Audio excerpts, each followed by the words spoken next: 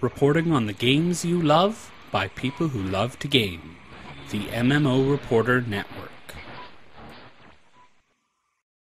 And I am lucky here once again to be talking to Jeremy Gaffney, and this time we're going to talk about what it's been like 1 month out from launch.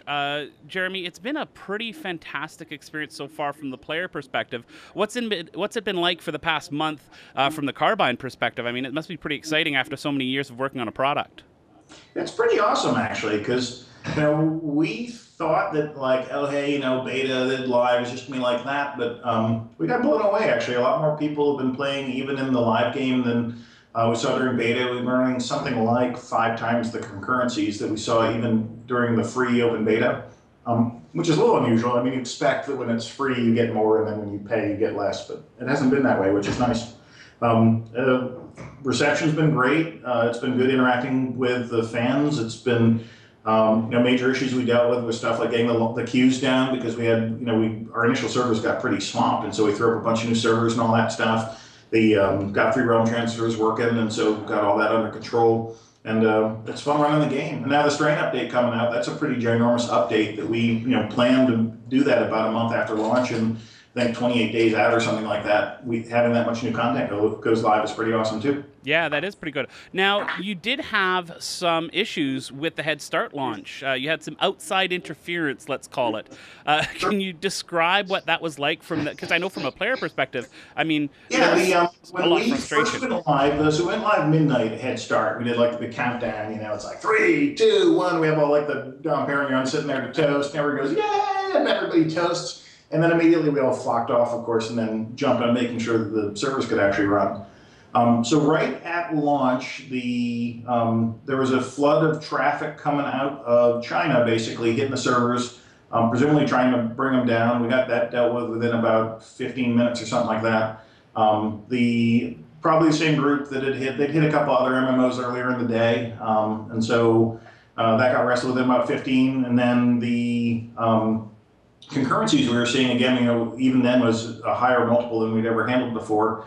And so we rapidly brought new hardware up to kind of accommodate them, and things are running smoothly by about 45 minutes, I think, after we first let the servers up. And so it was quite a rush getting everybody in, but then the next big issue became opening up enough servers, because everything kept on filling up, and all the queues, started running to. It was cool, and it was like, hey, a 15-minute queue, yay, people like us. And it's like, wow, a 3-hour queue, people really like us. And then it was like 18 hours of sitting to wait to get in the game. People love us a little too much.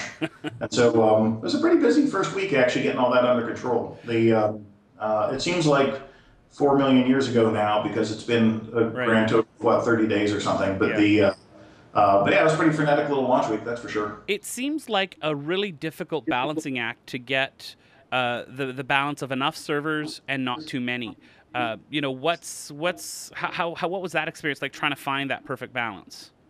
Well, experience dictates. People tend to play huge blocks of time really early on, because it's a new thing and you love it, and you want to be in there. We had poop sockers who were in there. Do not Google the term poop sock if you're not. Strong recommendation. Safe search on. Poop sockers were in there trying to get all the realm first for hitting 50 and all that. And so you saw a lot of them on streamers and stuff going for 44, 60 hours straight, sitting there at their desk, grinding and out, trying to, get those 50 firsts. It's not a very fun way to play. I guess it's fun to have done, but I don't know if that's really a fun way to do. But we tracked all that. We didn't see a slack off in the concurrencies for days, because so many people are trying to do that, trying to be the first people in the new things. We tracked those guys during beta, optimizing exactly the right path to run, doing it with 4 or 5 characters in a row, practicing it so that they could get it down, so that then they could claim a world first.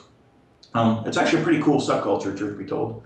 But you see those mass concurrencies early on, and so the servers are going to be more loaded during launch week after, first month even, than necessarily the month after. And if you open up enough realms so that everything is completely full, you run the risk then of, as those populations normalize, as people play less, as people decide to convert or not, are you going to end up with underpopulated servers?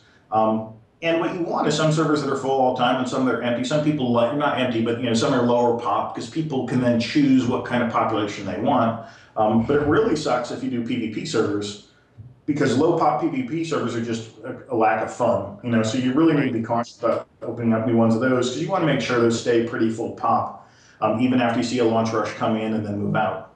And for us, what we really want to do is make sure that over time, healthy games, everybody goes through, hey, it's a launch crunch. Oh, hey, the population, people decide whether they're opting in for long term or not. And so the question is where do you stabilize at with your long term number of users? And then the most important part is, does that slowly grow over time? Or does it shrink over time? Or does it plummet? And you can see kind of morality plays of each of those kinds of games in the last 10 years about who hits what. Our goal, we put a lot of time and effort into making sure we're one of the ones that can actually grow over time. So we'll see. It'll be very interesting going into month 2, seeing what conversion is like, and then months 3 and 4, and seeing what that long-term retention is like. That's why we put so much work in the Elder game. It's why people ask us why we put so much effort into launching with war plots and raids and veteran dungeons and all that content, and then adding more content the first month, adding the new PvP battlegrounds next month, adding new zones the month after that. Why do we have to queue all that up? It's because this game is played. Yes, it's great to have had a fantastic first month. Yes, it's great to be the shiny new kid on the block that everyone's playing right now. But we have to earn people's time over the next months to make sure that we're the game people want to be investing their time in going forward. Sorry for the long answer, but... And do you feel a little bit more pressure because of the subscription model? I don't feel a ton of pressure, period, because the pressure is putting 5 years plus of your creative career into a game and hoping that it's good when it comes out the back end. We're comfortable in that. We have a game we're proud of, and that's actually most of the pressure right there. From the how many people do we maintain over time? Does subscription help that or hurt that? We entered into a game that we know that the cards are stacked against us in the sense that we're a brand new IP. We don't have Jedi and lightsabers, we don't have orcs and elves, and what we have is a world full of psychopathic hamsters. And we don't have the dev credit yet. I think we've earned a chunk of that as we've gone through launch. I think Carbine's made a decent name for itself in the last year or two, but it's not Blizzard where every game they've done for the last 2 decades. This is our first game as a team together.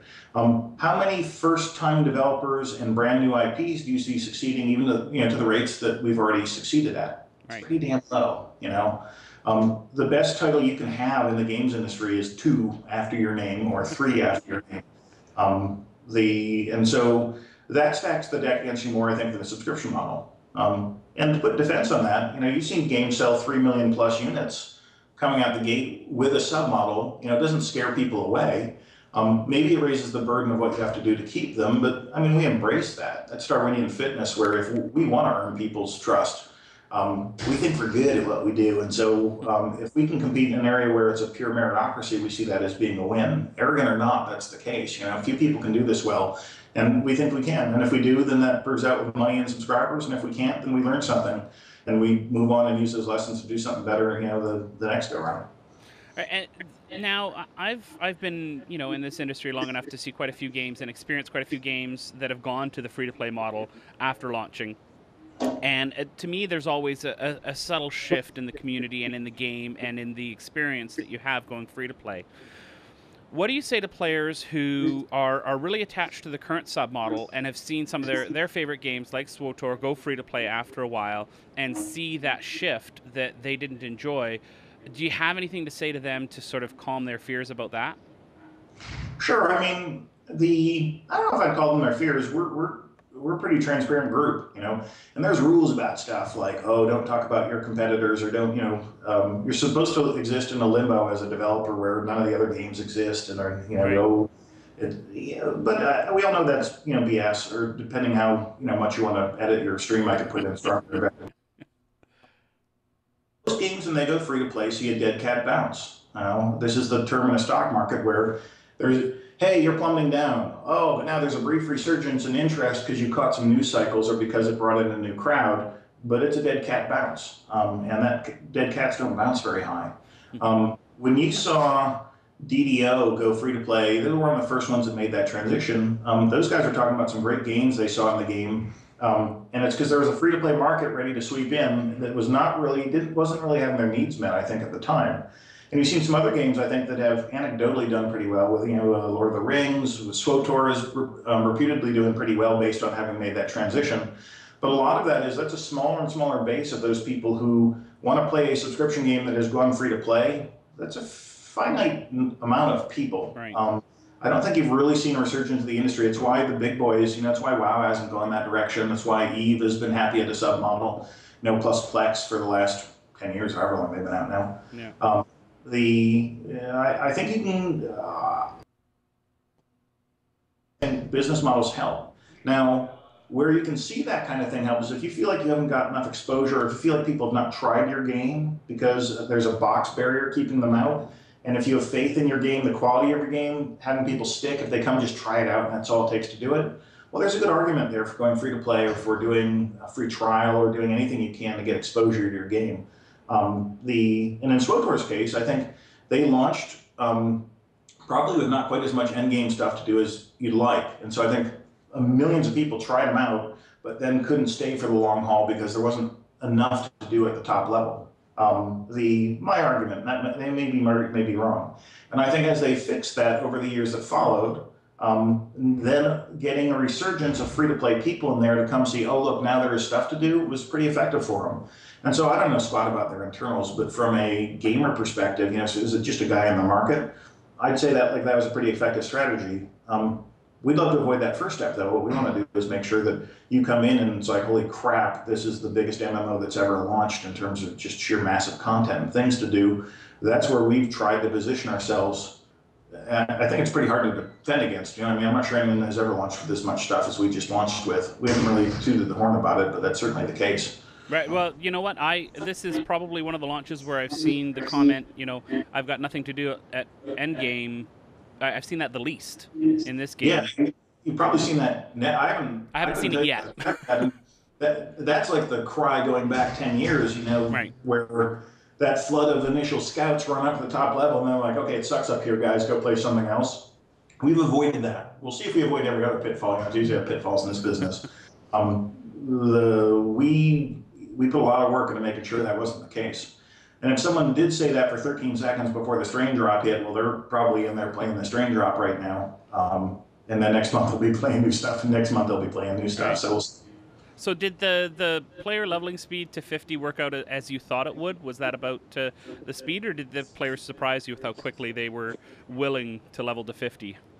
The poop socking reference you mentioned earlier.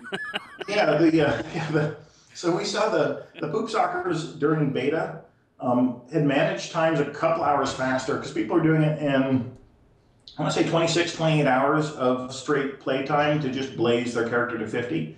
And the way that we set up the game, there's no barrier you can put in front of those guys that's going to delay them too much, unless you just put in some massive grind for everybody, which isn't fun, I think, or fair. And so what we try to do is make that a very suboptimal route. It's like, hey, Grants, you just, hit the exact optimal path to get yourself up to 50, but now you find you skipped out on all the rep rewards, you skipped out on all the PvP currencies, you skipped out on the housing currencies. There's so many currencies to accrue as you level your way up that if you level up naturally, you tend to get this. So we designed the game with the intent of, our thought is that most MMO players are probably bored stiff of the standard, leveling and questing curve. And so we did add a lot of stuff in the standard questing leveling, the path content, dynamic events, public events, world bosses along the way, so that they're the prime mobs, so you can get a couple people and do your quest faster if you just take out single tough mobs instead of killing 10 or 20 liver mobs. We put in some variants there, but we really expect that truly jaded MMO players are probably want a different way of leveling up. That's either through PvP or it's through the dungeons and adventures. Because that's intended to be that kind of compelling enough that no matter how many dungeons you've done in other games, you're going to see some new stuff in our dungeons. And that a pre-made going through that kind of stuff is going to be one of the most efficient leveling paths is our goal. The pickup groups are a little tougher to make efficient because if you're grouped with a bozo, it's tough to make that efficient. Right. But if you can find a good group of friends, and we're sending you to meet people and actually group up over time and actually form some relationships, then everybody kinds of wins. And so, so in terms of leveling speed, we saw about what we expected, which is that you can poop sock your way there in 20-something hours, and that was in the tens of people who managed to do that. Within that first week or so, Some people who were very aggressively doing it, but not quite poop socking, were able to do it in about 75 hours. And the average is already swollen to be about 125 hours, something like that, across everybody of gameplay to get there. And that's about what we saw during beta. That's about what we were targeting for. It's still going to go up more because the more casual, the more that you hit housing or the more you hit trade skills or any other distraction from just, I'm getting to 50 no matter what, that's going to slow down the average over time. But I think we're pretty comfortable with that. Yeah, it took me about 110 hours to get up. Yeah, so there you go. So you're a bit ahead of the curve. But that's about right. That's what we do. Yeah. That's in the range I'd expect. So one of the biggest. How much time did you spend? Not to interview you. So how much time did you spend doing non-leveling stuff on your route there? You know what? I did quite a bit. I did some path stuff, and I did all the tasks. I did all that stuff, and I know a lot of players are saying the most efficient route right now is to do the zone stories and the world stories and sort of put the But I did everything except for that last few levels when I hit about 48. I'm like, oh, I want to be 50. I gotta get there. So I streamlined things a bit. And you know what? I ended up having to grind a bit at the end and go back and do those tasks in PvP. And I don't think I'll do that with the character again. I think I'll go through and finish all the content as I go through because I don't like that grind. That's not me. So. No, I agree. And also, if you get rest XP, that carries you through that, so you won't ever have to do it. Part of the reason that we added more top-level content, though, is if people were following the most efficient route, which is doing slightly over-leveled content, then you'd run out of it because there isn't that once you get up to the top level. But you try to make what's efficient and what's fun be the same thing to the best of your ability. That's why I'm actually glad most people went through the story content and all that. Yeah. Because usually in an MMO launch, the most efficient thing to do is AoE farm some monsters, in some very efficient but boring fashion. And so if we can incent people to do real content as the most efficient path, and presumably that's more fun than just AoE grinding, then we kind of win. Well, and that story kind of kicks ass too. It's interesting to hear. Yeah, the story really kicks ass too in that level 47, 48, 49, 50 stuff. Man, that was killer. Some of that's pretty epic. We didn't have that to the beta. I saw some of that actually as it went live. I was watching some of the streamers hitting that stuff, and I was like, good Lord, that's in the game. Because I hadn't actually done a run through of two of those instances by the time we launched. Yeah. All right, so now one of the biggest problems that's people see in game right now is the botting and the hacking. Sure. And I know you just put up a post talking about some of the stuff that you've done. Can you sort of give us the Cole's Notes version of that post? How are things going in that battle? So this is a battle. This is the penalty for being the new, the pretty kid on the block, I guess, is that yay, we've attracted, bajillions of fans, but then boo is the RMTers come in, the real money transaction folks come in trying to make a buck off it. And so where that is now, so about 10 days ago, I did my first post on that because we were just starting to see botters flooding in. We knew it was likely to happen because you see them attack most of the games as they come out. And in this particular case, what we did is put in we've done a series of ban waves. The first couple weeks ago, we were banning thousands of them. Last 3-4 days, we banned 7,300 odd. I think we did another wave this morning. And the number one issue we see is this. It is people who play using passwords and accounts from a previous game or from their email or whatever. There's a list you can buy for, 25 cents a combo of those accounts and passwords that have either been hacked out of the original games that they are in or keylogged or that are just, or common combinations. And the hackers, what they do is they compromise these accounts. Then they hook it up to a botting thing that'll run from mining node to mining node or whatever the most efficient thing of the moment is they find to get gold pieces. And then we catch them, either players report them and we catch them, or we do a lot of back-end detection stuff to catch them. And we ban them. And now you've got a pissed off player who's like, why did you ban me? I wasn't botting. Yeah, this dude in Hong Kong has been sitting on your account bot farming. So you have a pissed off player, you're seeing people going, hey, why the hell are these guys either running around or teleporting from node to node? And it looks bad, it's annoying if you're trying to farm stuff, if you're trying to actually legitimately harvest this stuff to see all this kind of thing. So not to ramble on that, short form is we just banned, we have pretty good detection techniques now, so we're banning them by the thousands, but then they just go, they have a list of compromised accounts, they go to the next one from people reusing these account password combos. And so we're really encouraging two-factor auth because that prevents it right at the source where now they can't get your account at least to do it with. If you don't do two-factor auth, we really encourage people doing a unique password and account combo you haven't used before, because the most common way of doing that is those pre-existing lists. And then beyond that, we put in player reporting tools that are coming online next week. We already let you report people, but we're going to have a very efficient way to report people that ties in with our CS tools so we can very rapidly find these guys and ban them in as close to real time as we can get, starting next week. And so that'll help a lot. The interim, we're just going to ban the crap out of them as fast as we can detect them and get them out of the game. Because it's a pain that, nobody likes it. It's no fun when I'm running around Wild Run or something and in pops teleports in a bot, harvests that node as I'm running over to it, and then pops away. Yeah. Yep. And the AP servers, it's nice when you can gank them, but you got to trap them down. And it's possible to do stuff like block teleporting, but then, many player movement powers are legitimately teleporting. That's what your gate is, the spell sling or whatever. Yeah. And so, and it requires you to add a lot on the server side. So detecting and banning is better, but we don't like the player experience of the appearance that you can get away with cheating. Right. And so we'll probably get harsher about that over time. But as much as possible, we prefer to manage it as best we can in terms of detection and banning and all that as well. In part because of the large number of compromised accounts. People don't even realize their account's compromised. That they have some level 10 character on another server they don't even know about that the farmers are using, while you're sleeping. Are you looking at IP whitelisting? Yeah, we are actually. We do that on our forums, but we'll look at doing it on for players as well. It's not trivial to do for some technical reasons, but we definitely like to get it in within as soon as we can as the short form. But that's something that probably takes months, whereas the other stuff that we're doing at is the days or weeks kind of thing. We're a very reactive dev team, but some stuff is, it just takes longer to do it, get it through QA, and make sure it doesn't break anything. Right. There's infinity ways to break stuff as you add it to. Yeah. The downside about IP whitelisting is that your two-factor auth or your password protection helps in two cases. One of which is the RMTer comes in, steals your account, and bots and farms.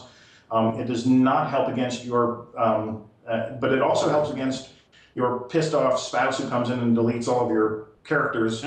Because they're annoyed at you or you got in a fight. That's the danger of IP whitelisting, is all of a sudden those kind of tickets go up. But we will trade angry boyfriends or girlfriends for botters and farmer scamming and hacking any day of the week. So we'll put in some more gentle measures of doing that. It should still block most of the overseas gold farming types. Yeah. So long-term plans for the games. How many updates do you have mapped out right now, sort of in planning stages even? So we have, there's two parts of it. One of which is the planned updates we have. You need to have pre-production on that. And so we have about, I would say 16, we just put out. So 15 of the future updates are in some form of pre-production. That means either gray boxed, or we have a working version that we're testing in some cases, or we have it's at a mid-level of iteration, or it's concepted, or we have artwork in for it for the next year and a bit actually. Because if we didn't, doing a raid takes a long time. If we didn't have some early steps on that, then it would be if we started that process a year from now, then you'd get it 2 years from now or whatever. But that's about a third of the team working on that. We have about 2/3 of the team that's just working on the base game as it stands. Our theory is that if you can take your worst zone, for instance, on a month-by-month basis and turn it into your best zone, it's very hard to have how can you have anything less than an awesome game if you can do that consistently? Right. But that means getting data. It means running through logs and saying, well, this area feels too grindy, or man, maybe we went too heavy on kill quests, or maybe we went too heavy on story quests, you never fight anything, or where are the weak parts in the game, and then what can we do to improve that? And usually what that means is rip out what's there, or add a new mechanic to the area, or add a new dynamic element, or something that makes gameplay more interesting in that area. And so what we'd like to be doing over time is have about 2/3 of our team doing that kind of stuff, and about 1/3 only doing the sort of pre-planned updates, because if you listen as a developer, it's a lot harder to get it wrong. And so we'd like to keep much of the team reactive as best we can. That probably normal. I would guess in about 2 months, it'll probably normalize to about 50-50. But as you get through the launch runs, we gain more data right now than we ever had during beta, and so we need to do the analysis to figure out what are the areas we want to attack next as a crew. And so you start seeing that stuff hit, drop 2, drop 3, and onwards as we have time to get the data, execute on the work to make sure it's cool, and then do the testing on it and make sure it's done right, because we would prefer to not have bugs and stuff and that kind of content as well. Right. So speaking of bugs, what's the weirdest one you found in the last month? Damn, in the last month. I'll tell you one that was kind of interesting. There was a bug. We did a thing for PC Gamer where you could get a free item off of their thing.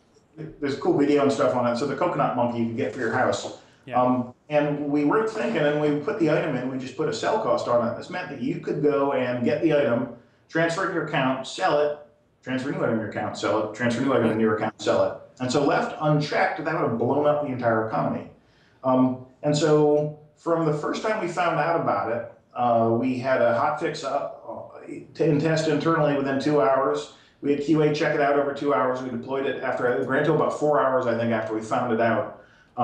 Because we knew we were going to have some economy incident or some dupe thing or whatever, and you want to be reactive to it. You've seen other games go months before they could respond to a dupe bug, and you can't do that in this day and age. You're going to blow your economy up.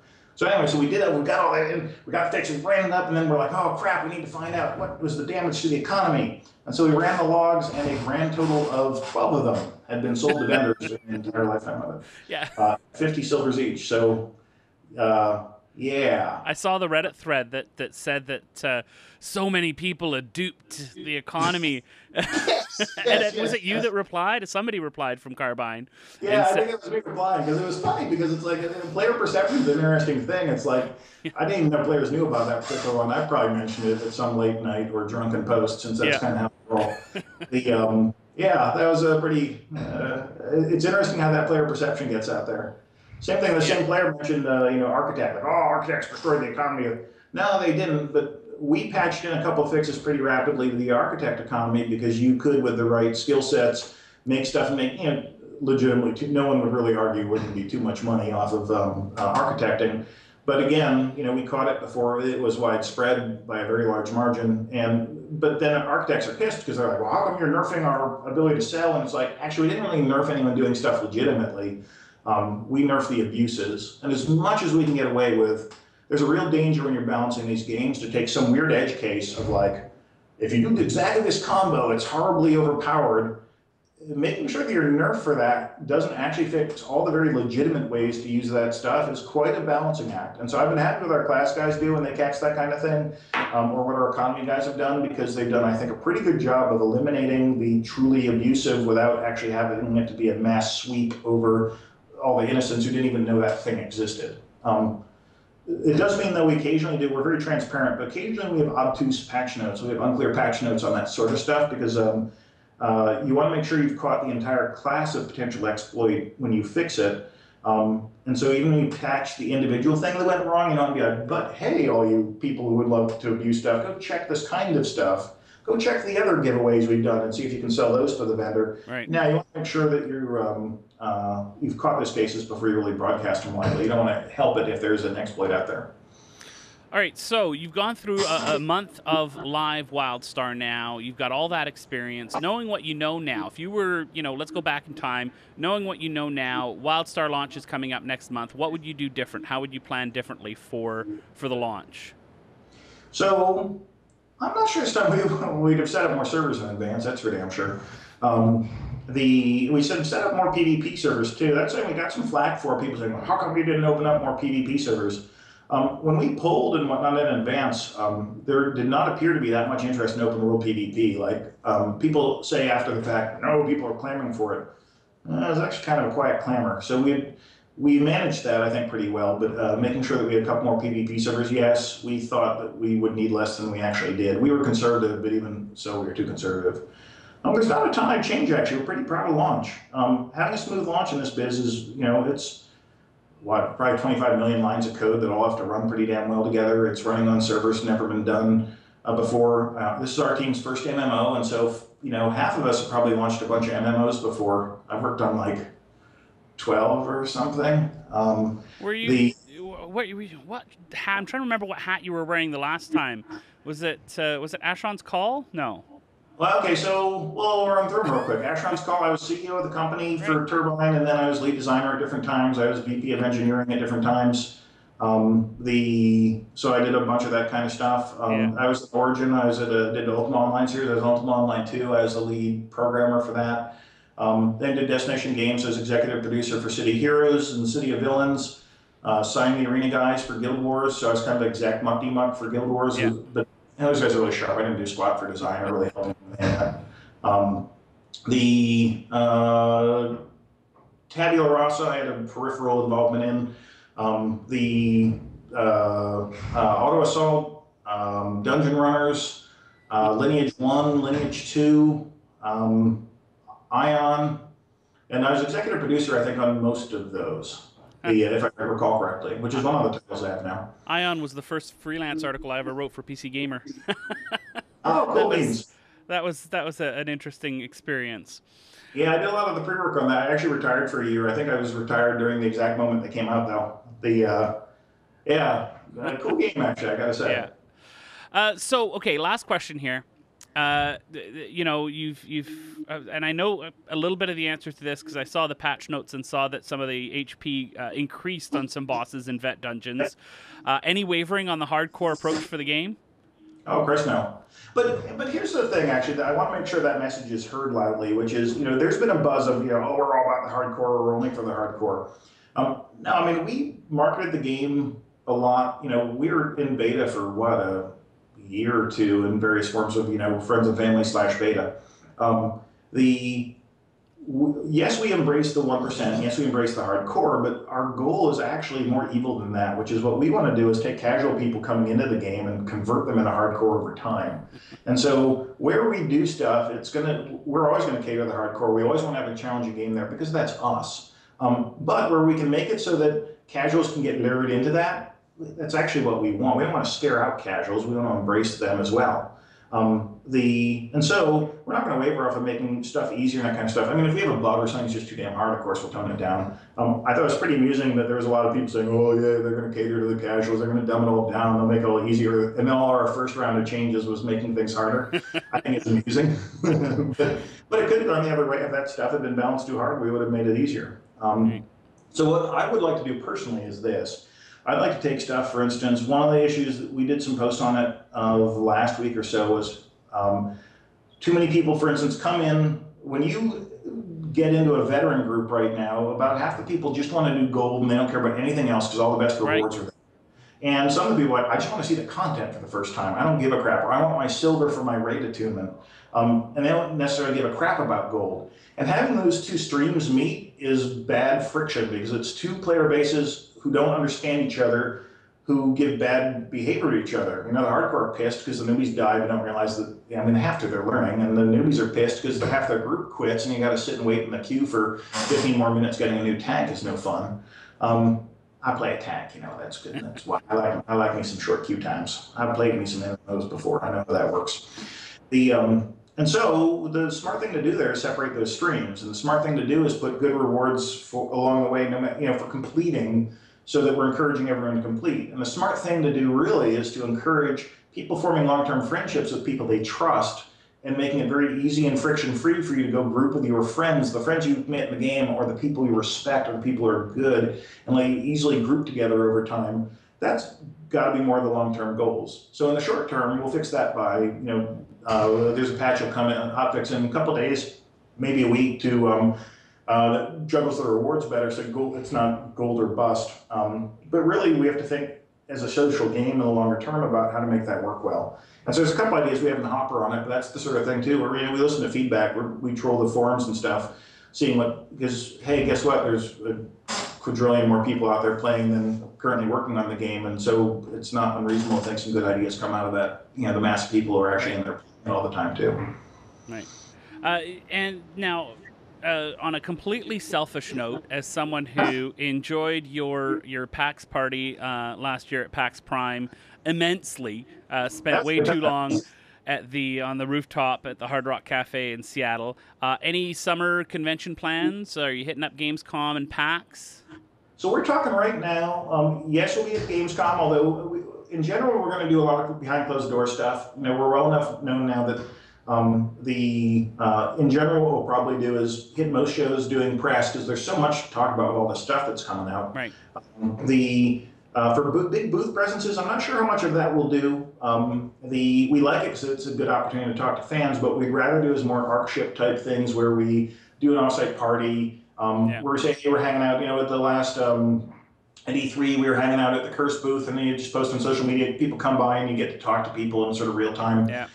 We really enjoy that kind of stuff, and so we'll do more of that sort of thing. What we really want to do, we did ARC ships post launch, and what we did at ARC ships was just invite people really vocal on boards or running fan sites, or super fans of various forms. Occasionally, like press type folks, but really just people who love the game. Invite them all to the office, or invite them to an arena, show a bunch of stuff that's 8 months away or 6 months away, put everyone under NDA and be like, okay, what's cool, what's not, give us feedback in real time.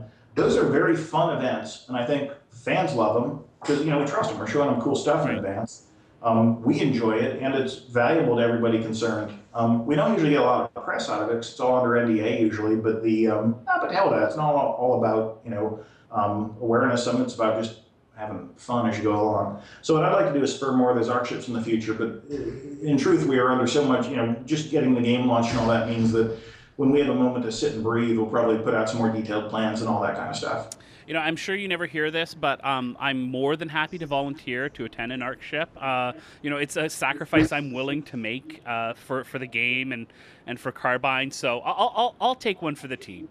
No, you're the best. Appreciate it. They're a lot of fun. They're a lot of fun. I gotta say, I enjoy them too. Yeah, it was the highlight. My wife and I went and had a whole bunch of us sitting on that rooftop at the Hard Rock Cafe, and it was an absolute blast. A great experience. Is usually an awesome source of the real skinny of what's going on too. So.